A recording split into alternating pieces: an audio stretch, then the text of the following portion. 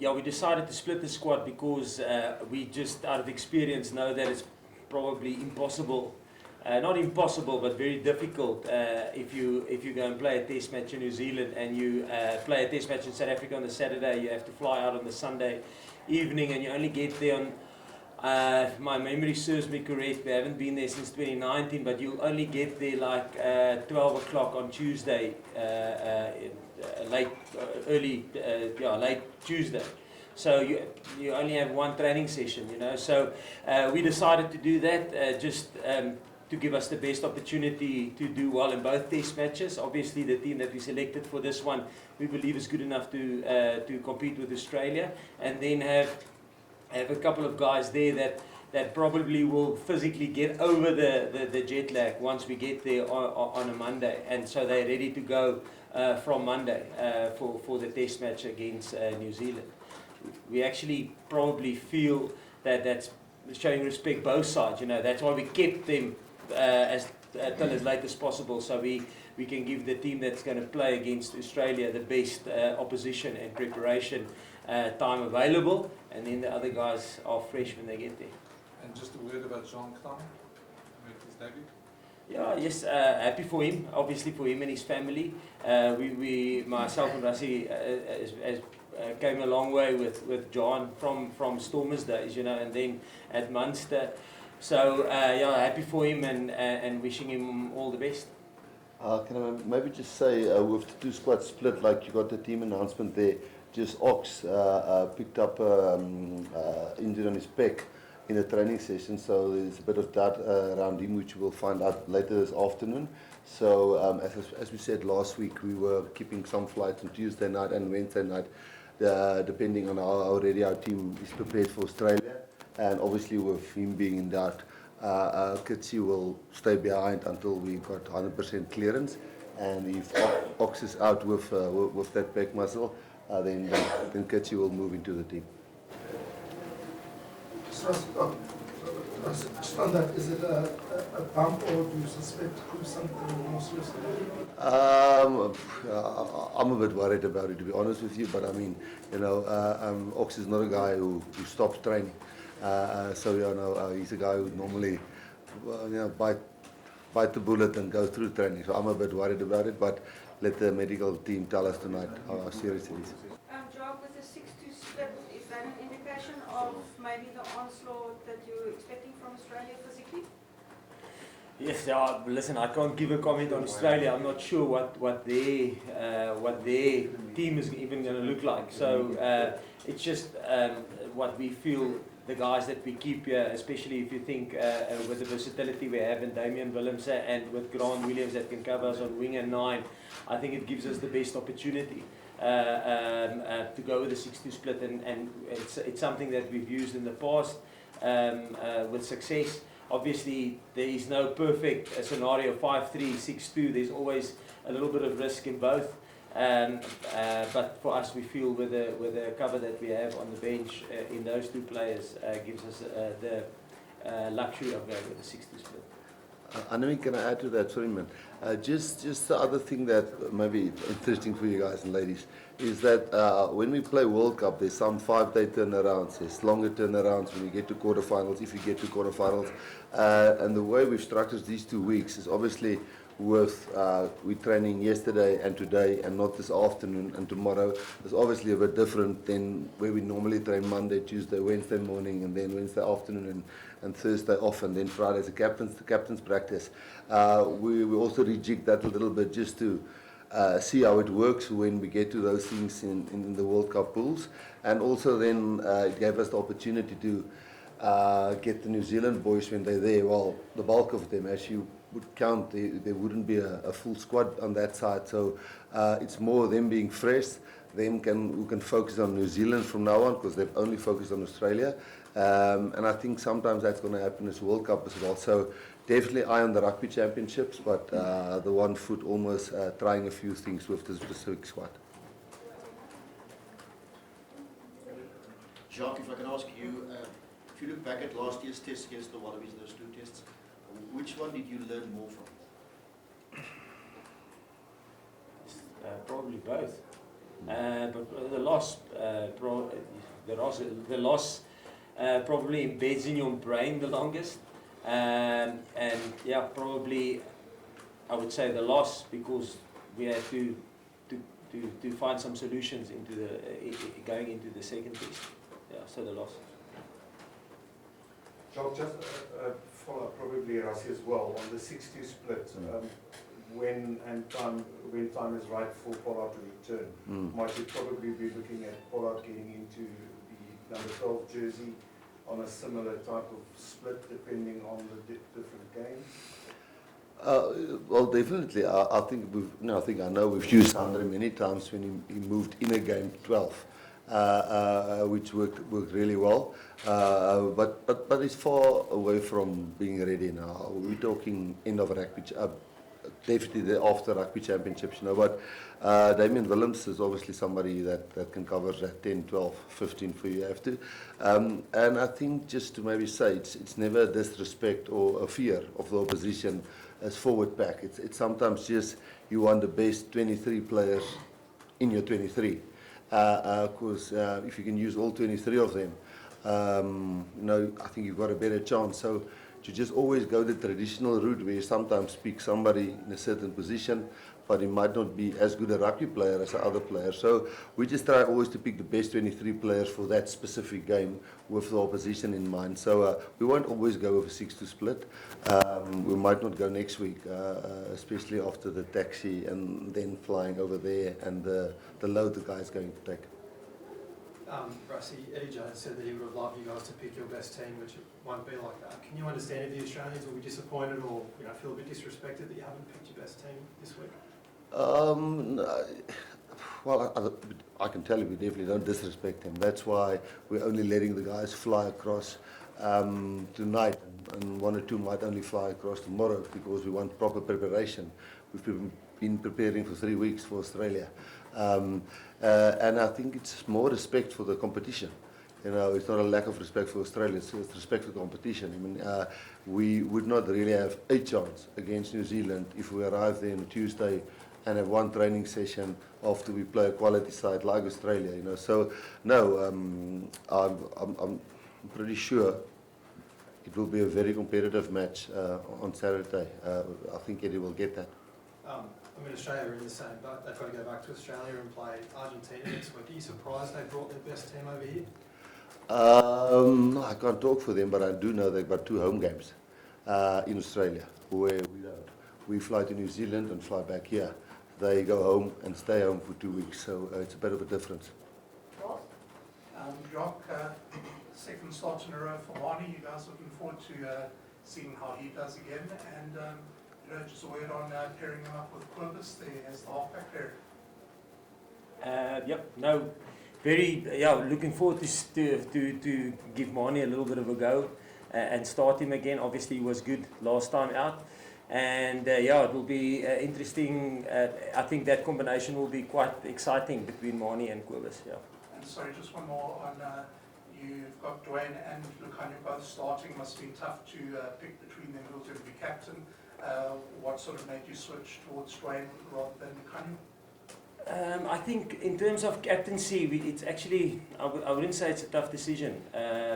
We know Sia is our captain, and we will have some interim captains leading up to the World Cup. And we are fortunate that we have a lot of good captains within the side. DUANE is one who's captained the South Africa before. There's multiple. I mean, for Kitshoff at this franchise level, there's multiple good leaders. Yeah, so I won't say it's a tough decision. We're happy with DUANE and the leadership that he gives, and we know him, and he's a cool, calm head, lots of experience. So yeah, no, it's not a difficult decision for us, captaincy. I was just going to say, what team do you think Australia will pick, and what do you see as their big threats? I know they won't name their team till Thursday, but what have you identified there? Yeah, listen, I think if we go into, we think, I'll only speculate, but obviously they've got a quality squad here, and we expect a very good team, whoever they select, but we will just purely speculate in terms of who they will select. I don't know. I think that's just to answer your previous question. That's why it's so difficult to prepare for Australia. It's Eddie with all the new coaching staff that he brought in. It's players that he hasn't worked with for a while. You know, we don't even know how long they've been in camp. You can't analyse their previous games that they played for Australia, and you can't go and look at how Eddie coached at England, because he's got different players. So we're actually respecting him. I mean, a guy like, I think it's his 11th game, but his first start. I think it's Mani's first official start.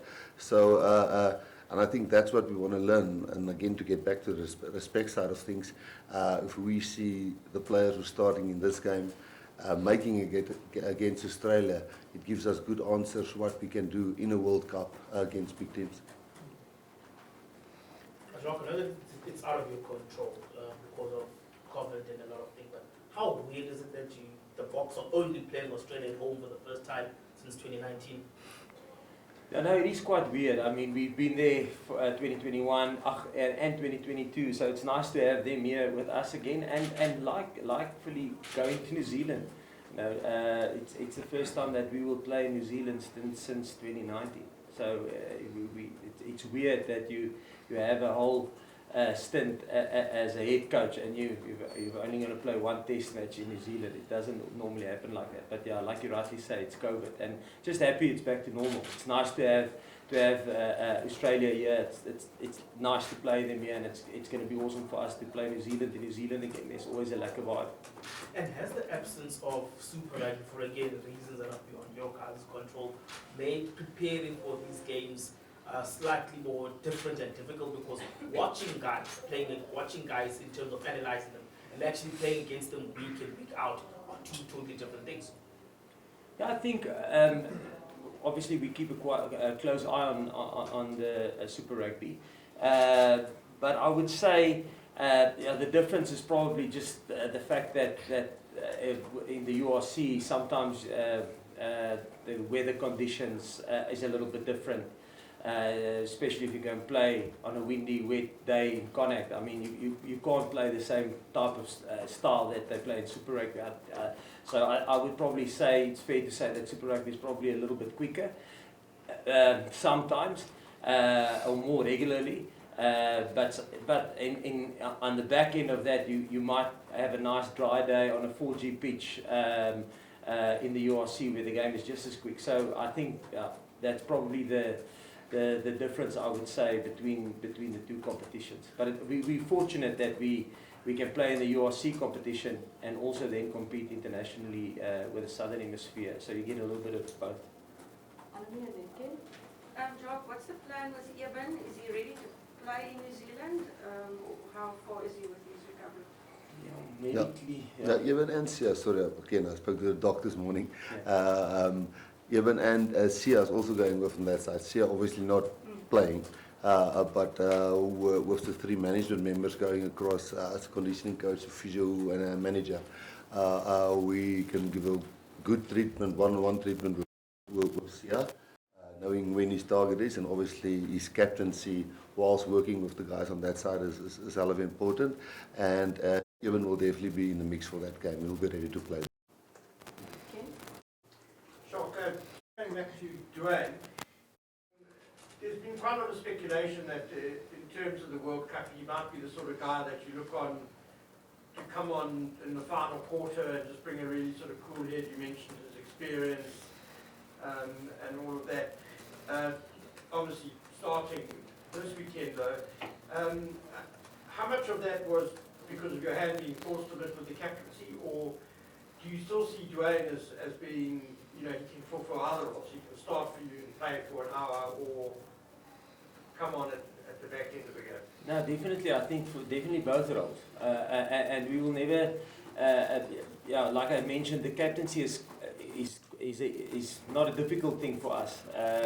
It's not a difficult decision. There's a lot of good leaders and a lot of guys that will do their country proud as a captain. So DUANE definitely see him as fulfilling both, you know. But there is a Jasper who's playing well, so obviously it's probably going to go on performance in terms of who will probably start or not. Maybe just in the captaincy, sorry, I'm chipping in all the time, but people might not agree with that, but we tend to feel somebody that's close to the referee, sometimes better suited to be a captain, because the referee is never standing in the back line when there's a scrum being formed or a line out being formed, and communication, which is one thing, and the respect we want to show the referees in this year is something, as you all know, we're trying to rectify and get right.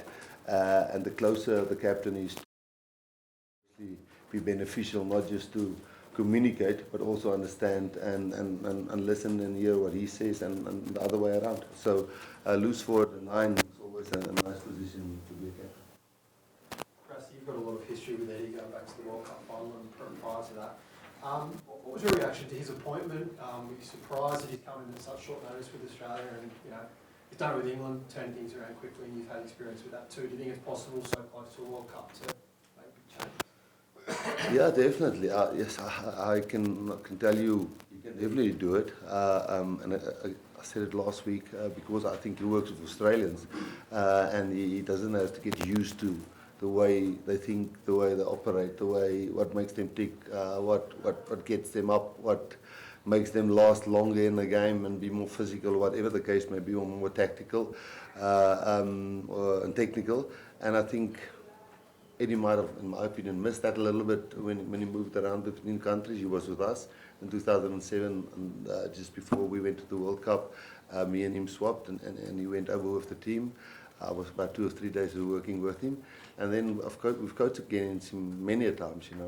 I think Eddie has come from losing with a Queensland team, I think 100 something against the Bulls, but turned things around and won big titles and beat with Japan, the Springboks. So he can turn things around, and especially with a country which is his country. So I think he can definitely do it. Marco, you're back in the Springbok mix after being out for a bit. Are you happy to be back? Looking forward to it? And how tough is it to sort of come in a World Cup year, and now you sort of got to fight with some very established guys for a spot on that flight to France? Yeah, no, it was a bit time out, but yeah, I'm grateful for the opportunity and to get a chance to play again. Yeah, I think it's a healthy competition. I think everyone is pushing each other, and we have all good relationships, and I think it's to bring the best out of each of us. And I think that there's a bigger picture rather than individuals. So we're representing a country, and if we can bring the best out of each other to get the best guy on the field, I think that will be the goal. It's a nice being alongside DUANE and Peter Steff again. You've played with them before, and us back 3 there to go into the last match. Yeah, no, it gives you confidence playing with Peter Steff and DUANE, that has obviously a lot of experience, and me playing with DUANE when he was at the Bulls, so yeah, that definitely helps. Yeah.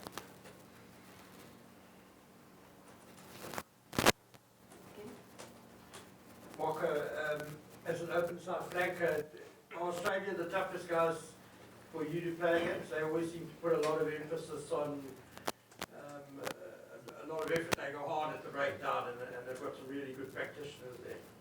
Yeah, so they are obviously good coaches, and it's a focus point of them to put our breakdowns under pressure. So yeah, it is obviously a threat, but yeah, I think each team these days have good players that can focus on the ground. So I don't think you focus on it one game and don't focus on the next. I think it's, yeah, every team wants to slow that part down, because you have over 100 breakdowns a game, and where you only have maybe 8 scrums and a few lineouts. So I think it's a big part of the game, and I think it became a big focus for all teams. Marco, Loftus will be back on Saturday. Nice home game for you. Yeah, yeah, it's definitely home, and yeah, some of us haven't seen Loftus packed or played in front of a packed Loftus for a long time, especially franchise level. It doesn't get as full as it can be. So no, I think all of us, and me, Kurtley and Woody, being at home, it means a lot, and it's going to be very special. Gertie, you've got quite a record. I think it's 7 tries and 6 tests. Looking to actually add one there, Loftus? Yeah, no, I'm also grateful for another opportunity, and just looking forward to the game and contribute to the team, and yeah, looking forward to it. And just playing at Loftus, starting a test there, what does that mean to you? Yeah, like Marcus said, it's going to be special, playing in front of the home crowd, and representing the country. It's going to be special. Any further English questions? Then we can switch to Afrikaans. Okay. Quickly, so you're going into your second year of international rugby. Just tell us, what were the main things you learned from your first year at international level? It was obviously hugely successful for you. I must say the first thing I've learned was the coach said if we make a mistake, forget about it and just focus on the next job. And that was one of the big things I've learned, yeah, being in the system. Afrikaans kans. Rassie, kan jy dalk nie die vraag herhaal in Afrikaans oor span wat julle gekies het, nie teken is dat julle gebrek aan respek vir die journalist? Ja, ons seker respek of 'n tekort aan respek vir Australië nie. Ek dink ons het groot respek vir die kompetisie en ons wil bitter graag die kompetisie wen. En ons weet Australië het 2 wedstryde by die huis. As hulle klaar gespeel het, gaan hulle terug en dan speel hulle, ek dink Argentinië en dan hulle week af en dan speel hulle Nieu-Seeland. Jy weet so, ek dink hulle draw is 'n bietjie makliker as ons in. Ons moet hierdie eerste 2 weke moet ons deur 'n klomp tydzones vlieg en ek dink uit respek vir die kompetisie wat ons graag wil wen, het ons genoeg respek vir Australië gewys en ek dink die span wat gekies het, as jy kyk na Frans Bongi, ek dink as jy Pieter Steefs toe as jy net kyk na daai hele pak, Marco wat al baie games gespeel het, DUANE, Kobus Reinach, ek dink hier Lucanio Kirtley, Kainan, ek kan onthou die hele span, en ek dink dit is 'n span wat enigstens afsteek teen die ander ouens wat aan daai kant is, ons het regtig die 2 spanne try 'n bietjie uitbalanseer en baie van die ouens wat hierso speel sal involved wees aan die ander kant ook. So nee, dis uit en uit net om ons die beste kans te gee om in al 2 wedstryde en weer eens om ouens te toets teen spanne soos Australië wat ons gaan nodig hê om te weet in die World Cup. En ons gaan 'n kans hê, of die ouens gaan 'n kans kry Saterdag om dit te doen en vir ons te sê, okay, ek kan dit doen. Ja, net in terme van die oopkante, ek meen, almal weet hoe belangrik is SIA, jy weet, en as hy beskikbaar is, jy weet, dan sal hy in gewone jaar, jy weet, gewoonlik meeste van die wedstryde speel en dinge, maar vind jy dit 'n bietjie lekker om vir die volgende paar weke amper soort van 'n skoon bladsy te hê, dat jy die ander ouens wat jy geïdentifiseer het, soos Marco, jy weet, 'n bietjie kan nie net, jy weet, speelgeleentheid gee, maar nog meer goed van hulle leer, omdat hulle 'n bietjie meer, jy weet, geleenthede gekry het, jy weet, en net verder diep te bou vir die wêreldbeker dalk wat kom? Ja, ek dink dis altyd sleg om 'n ou soos Sia te verloor of om een van jou groot spelers te verloor wat jy al 'n lang pad mee stap. Maar dis die negatief daarvan, maar die positief daarvan is soos wat jy sê, partykeer kry ander spelers geleenthede. Jy weet 'n ou soos Sia sou nooit daar gewees het as daar nie iemand seer gekry het voor hom of daar nie 'n geleentheid vir hom geskep is nie. So ek dink ek kyk maar altyd probeer altyd daarna kyk na die glas is half vol, is half leeg en soos jy reg sê, dit gaan 'n paar spelers die geleenthede gee om te begin en te kan wys en daai experience te kan optel. Soos Marco nou, jy weet soos Rassie gesê het, ek dink dis jou 11de toets nou, Marco, 11de. So hy het al 10 gespeel en almal van die bank af en dis sy eerste begin. En volgende naweek weer gaan iemand anders die geleentheid kry. So of dalk Marco weer soos Rassie gesê het, is nie noodwendig te sê dat die ouens wat nou gegaan het gaan begin nie. Van daai ouens wat nou Nieu-Seeland toe gaan is net daar, van hulle is net daar om die oefeninge te maak werk, jy weet, en dit gaan alles afhang van beserings, gaan afhang hoe ons doen aan die kant. So ja, maar dit is sleg om iemand te verloor so Sia, maar as jy kyk na die glas half vol, dan is dit lekker om ouens soos Marco hulle die geleentheid te gee en ek dink dit is ook lekker vir hulle om 'n geleentheid te kry. Ek wou net gevra het, ja, help dit ook eintlik, wil ek amper sê dat jy in so 'n belangrike posisie veral vir die Aussies, jy weet, 'n ou eintlik het wat 'n homegrown specialist, wil ek amper sê, jy weet, hy ken loftes, hy ken sy veld, jy weet, dit help ook seker maar partykeer 'n bietjie met die intangibles en daai tipe dinge. Ja, ek dink jy's 100% reg en ek dink soos Marco nou gesê het, ek dink elke toets vir enige speler is spesiaal, of dit nou in Pretoria is of in Bloemfontein of in die Kaap. Jy verteenwoordig jou land, ek dink Kirtley het dit genoem en dit is die spesiale ding daarvan, maar jou familie is hier en al die mense wat jy ken is hier, sal 10-1 by die toets wees. So ek dink ja, dit sal spesiaal wees om voor hulle te speel. Jacques, hoe moeilijk was het om Dwayne te kiezen als kapitein en wat verwacht je aan ons als speler? Ja, in terme van die kapteinskap, baie keer is die vraag, is dit moeilik vir ons om 'n keuse te maak soos tussen Duane of daar is Lucanio wat al ek dink in die SA-span was hy kaptein geweest in die Britse en Ierse leeu. So daar's 'n klomp sterk leiers in die span, maar dis nie 'n moeilike besluit vir ons eintlik nie, omdat daar soveel leiers is. Ons weet dat Sia is ons kaptein, wêreldbeker kaptein, maar en dat daar 'n interim kapteins gaan wees in die pad na die wêreldbeker toe.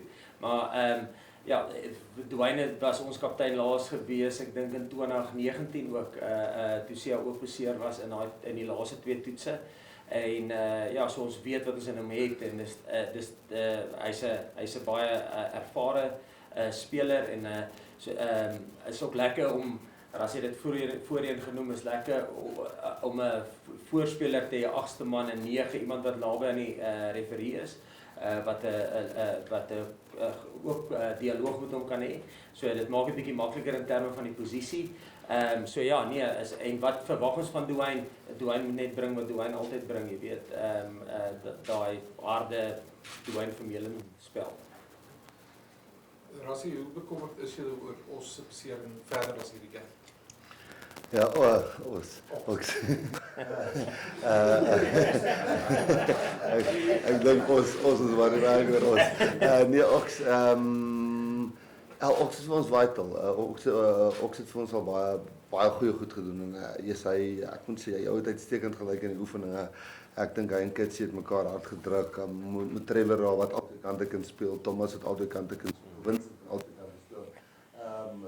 Is altyd gerusstellend, maar ek hoop nie dis te ernstig nie, want dit is regtig hoe hy geoefen het en hoe hy die laaste tyd deurkom en selfs ons ownership wat hy vat van sy posisie en die rol en bietjie leierskap. Hy begin baie ander goeters wys behalwe net goed skram, ook in meetings en goeters begin hy regtig in sy eie vel baie gemaklik raak en dinge sê en ja, ek hoop nie dis 'n ernstige besering. Ek dink dit sal 'n groot slag wees.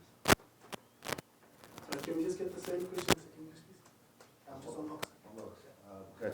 Yeah, no, if Boks is a serious one, which I personally got a gut feel it's a serious one because he's not the kind of guy that will normally not finish a training session. Yeah, if he's out, I personally think it's a big loss.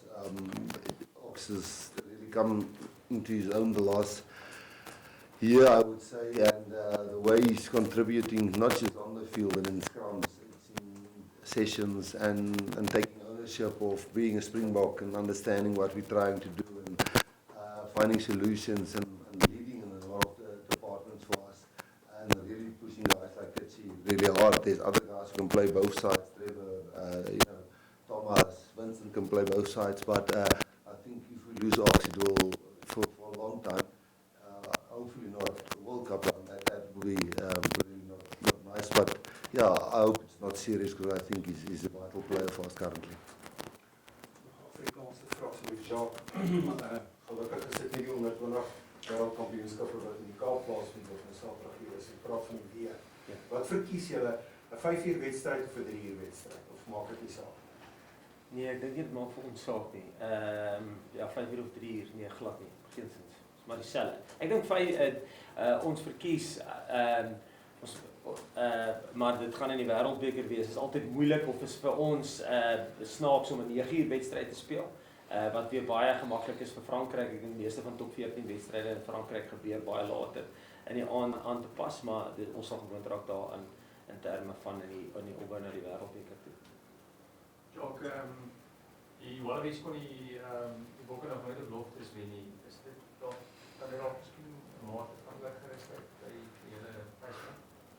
Nee, geensins.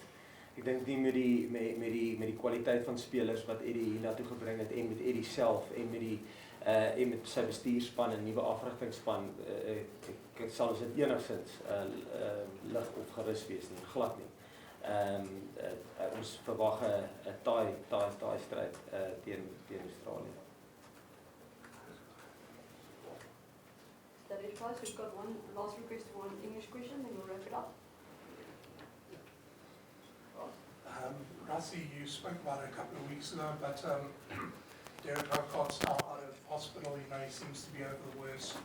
Having a test match here in Pretoria now, does that add a little bit more to it, make it a little bit more special, you know, to see that he's now over the worst and hopefully on his way back to a full recovery and Boks playing here this weekend?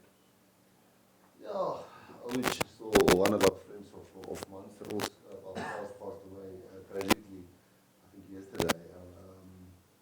When somebody's ill or somebody's lost someone, you know, it's sad. Or also want to say to everybody on the Munster side and on the Irish side, actually a Scottish friend of ours that we worked with closely when we were at Munster, for him and his family. I know his son is playing for Ireland in the under 20s, and then also we're very happy that a guy like Eric is getting better. As I'm saying, I'm not on top of that. We don't know all the ins and outs, but it's just great news to hear he's getting better, and we're playing at Loftus. I know he was the lead of Loftus, so hopefully we can do that for him as well. Guys, we'll wrap it up with the answer. Rassie, just on those under 20s, I know you touched on it last week. Has it surprised you how things have seemingly quickly changed, not only senior rugby, but also now senior junior rugby, with the Northern Hemisphere teams showing? Yeah, I think definitely France and Ireland is doing something fantastic right in their junior rugby. Italy also, Italy just lost to Georgia. So, yeah, I think the junior rugby is really, it's not an excuse. Everybody had it. I think what happened with COVID is a lot of continuity, getting your hands on youngsters, getting them into academies, getting them to under 17 camps, getting them to under 18 Craven weeks. I think there was always a time where we're going to feel a little bit of a dip in that pipeline just because of that vacuum that was there. But then again, the other countries, I don't know if they were, well, Italy was a country who went severely through COVID. I remember one of their players was actually an ambulance driver at one stage to help out there. So that can't be an excuse, but no, I think you're right. It's becoming so competitive and professional at all the tiers. But I think, luckily in a way for us, Georgia beat Italy, and I think we just have to beat Argentina to go through. But that will still be a really, really tough one for us. Is it surprising the pros are not the gap? Yes, that's what I mean. It's definitely, yeah. I mean, Georgia is a grind, Italy is a grind. The Irish drew and they beat some of the best teams. And if you just look at the amount of players in Ireland, I mean, the country's got 4 million people. There's not a lot of professional rugby players there. So